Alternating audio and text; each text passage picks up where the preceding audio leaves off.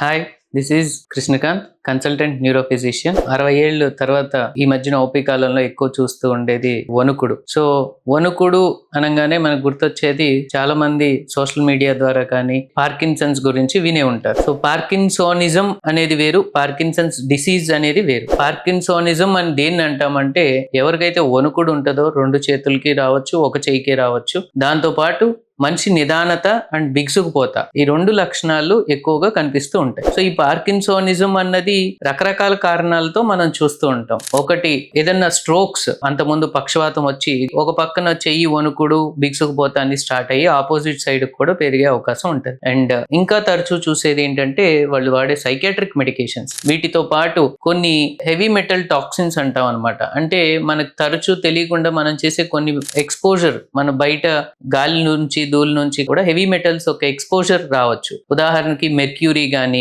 Manganese అంటాం. ఎవరైతే ఈ వెల్డింగ్ ఎక్స్పోజర్ కి ఎక్కువ గురవుతారో అలాంటి వాళ్ళకి కనిపించవచ్చు. సో హెవీ మెటల్స్ మెడికేషన్స్ వలన అవ్వచ్చు, లేదు స్ట్రోక్ వలన అవ్వచ్చు. కొన్నిసార్లు కారణం తెలియకపోవచ్చు, కొన్నిసార్లు జెనెటిక్ కారణాలు ఉండొచ్చు. సో ఇవి వివిధ రకాల కారణాలతో పార్కిన్సోనిజం కనిపించవచ్చు. సో పార్కిన్సన్స్ డిసీజ్ అని ఎవరికంటాం? ఎవరికైతే ఒక పక్క చెయ్యి వణుకుడుతో స్టార్ట్ అయ్యి భుజం బిగుసుకుపోతా, నడిచేటప్పుడు నిదానత, ఫేస్ లో కూడా ఎక్స్ప్రెషన్ తగ్గిపోయి కనిపిస్తూ ఉంటది అనమాట. తరచూ చెప్తుంటారు వాళ్ళు, వాళ్ళ ఫంక్షన్స్ కి వెళ్ళినప్పుడు, డాక్టర్ గారు ఈయన ఇంటరాక్షన్ తగ్గిపోయింది, తెలిసిన వాళ్ళతో కూడా అదివరకు ఎప్పుడు నవ్వుతూ మాట్లాడిచ్చే వాళ్ళు, అలాంటిది ఈ మధ్యన ముభావంగా ఉంటున్నారు. అండ్ చేతిలో హ్యాండ్ రైటింగ్ కూడా అక్షరాలు చిన్నవి అయిపోతూ ఉంటున్నాయి, మేము రాసే విధానం మారిపోయింది, మేము రాసేది అర్థం కావట్లేదు. ఇలాంటి లక్షణాలు కూడా వస్తుంటాయి. ఇంకా మనిషి ముందుకు వంగిపోవడం, ఇలా ముందుకు వంగిపోయి భుజం ముందుకు వంగడం, దీన్ని క్యాంప్టోకోర్మియా అంటాం అనమాట. మన మెడ యొక్క కండరాలు బిగుసుకుపోవటం వలన ఇలా పార్కిన్సోనిజం లో లక్షణం కనిపిస్తూ ఉంటది. సో ఈ పార్కిన్సోనిజం లక్షణాలు చూసినప్పుడు ఎప్పుడైనా సరే